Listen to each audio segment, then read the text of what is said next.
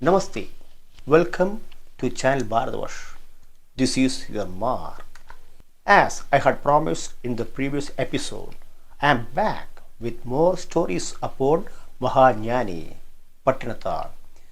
In the last episode, I had narrated now Pattinathar renounced everything and became a sannyasi. As he gained realization through his son Maridavanan, he went to the Shiva ashramam nearby and took sannyas. He received a bhiksha patram. From there, as per the tradition, he approached his mother for the first bhiksha.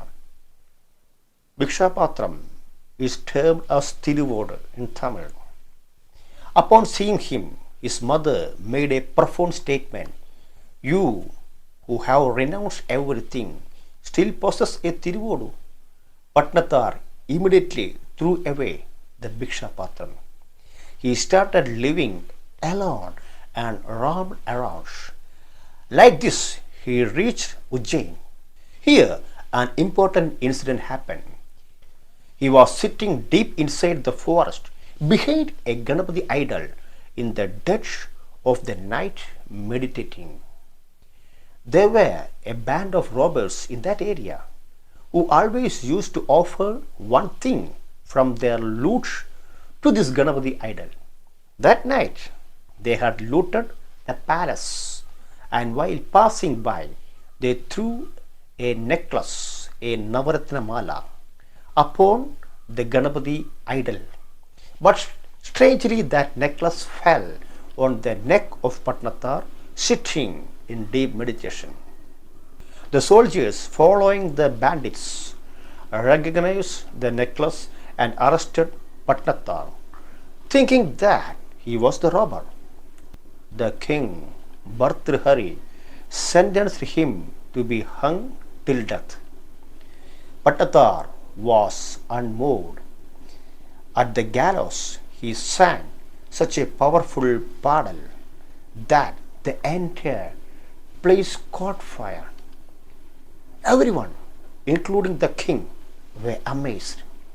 The king realized that Pattinathar was not an ordinary human being. Immediately, upon understanding this, the king too renounced everything and mentally accepted Pattinathar as his guru. The king Bhartrihari later came to be known as Bhadragiriyar. There is a Shiva temple at Tiruvudai. Pattinathar stayed at the eastern gate of this temple, while Bhadragiriyar stayed at the western gate. Bhadragiriyar always offered his bhiksha first to his guru and then himself had whatever was left. Some time went by. A female puppy started coming to Bhadragiriyar. He offered food to the puppy from his share of bhiksha. Gradually, the puppy started staying with him. Now, Mahadeva decided to test his two devotees. So, he went to Pattinathar first, disguised as an old mendicant. He asked for bhiksha from him. Pattinathar informed that he himself existed on bhiksha and so was unable to offer him any. But he told the old man that a samsari lived at the western gate whom he could approach for bhiksha. Mahadeva did as told. Bhadragiriyar was shocked to know that his guru had addressed him as a samsari. He realized that he possessed a Tiruvodu and a puppy. As soon as realization came, he threw the Tiruvodu which hit the puppy and it died. The Tiruvodu also broke into pieces. The death of the puppy was purely accidental, it is believed. This puppy was reborn as the daughter of the king of Kashi. She grew up and reached her marriageable age. At this time, she remembered that she was a puppy in her previous birth and was looked after by Bhadragiriyar. She decided that she will marry only him, and she was able to attain a human birth only because of him. As the king, her father, came to know of this, was in a dilemma as to how to marry his daughter to a person who had renounced everything. But the girl was adamant. So the king had to approach Bhadragiriyar and inform him about his daughter's decision. Bhadragiriyar tried to dissuade him by saying that there was too big an age gap between them, but the girl was firm. Finally, they decided to talk his guru Pattinathar. Pattinathar advised them to go before Mahadeva to get a solution to this problem. As Bhadragiriyar and the girl both went before Mahadeva, a very strange thing happened. Both of them merged into Shiva in the light form. Pattinathar was completely surprised as his disciple was able to attain Shiva Tattva even before him. Anyway, he lived on, and many amazing incidents happened in his life after this too. He even gave life to a boy who had died early. Some incidents were very profound, but some were humorous too. People walking on the spiritual path at a point of time start demanding and expecting respect from others. Such people become dominating as they feel that they had attained everything. But an incident happened in Pattinath's life which made him even more humble. Once he was resting on the ridge of a rice field with one hand as his pillow. Two ladies were passing by to fetch water.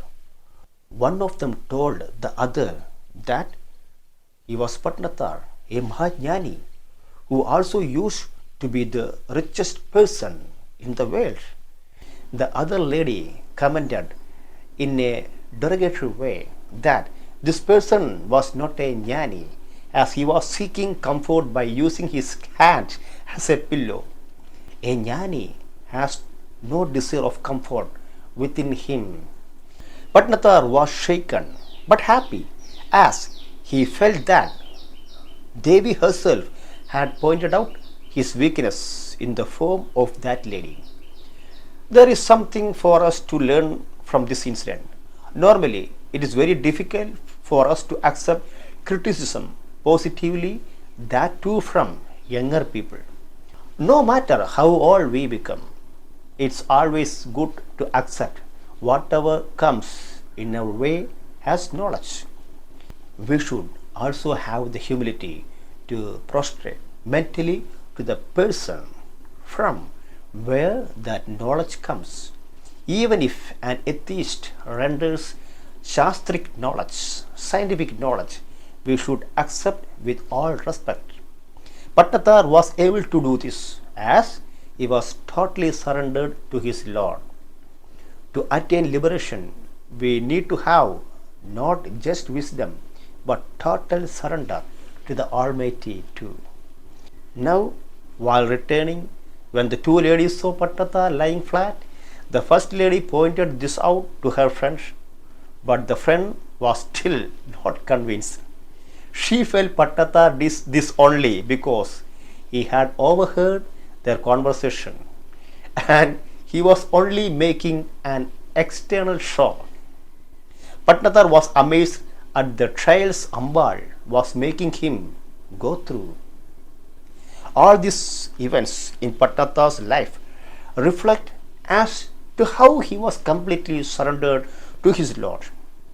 He was humble by nature, could handle any criticism positively, and was liberated in his mind.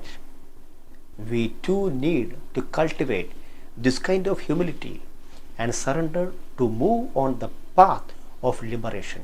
There were many Divya Leelas associated with Pattinathar.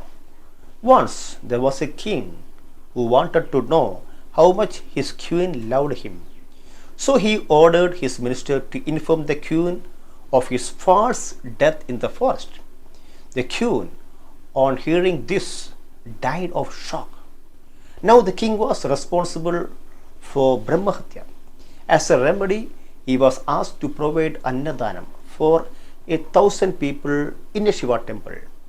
The day a jnani would be fed, he would be freed. The king did as he was told. One day, while passing by, Pattinathar felt hungry and came for food there. But the rituals before Annadanam were not yet over. So Pattinathar went around and saw rice flakes coming out in the water emerging out of the kitchen drain. He cupped his hands and drank the water with the rice in it. The moment he did this, the bell in the temple, which did not have a clapper, began to ring. The king realized that Pattinathar was the jnani he had been waiting for.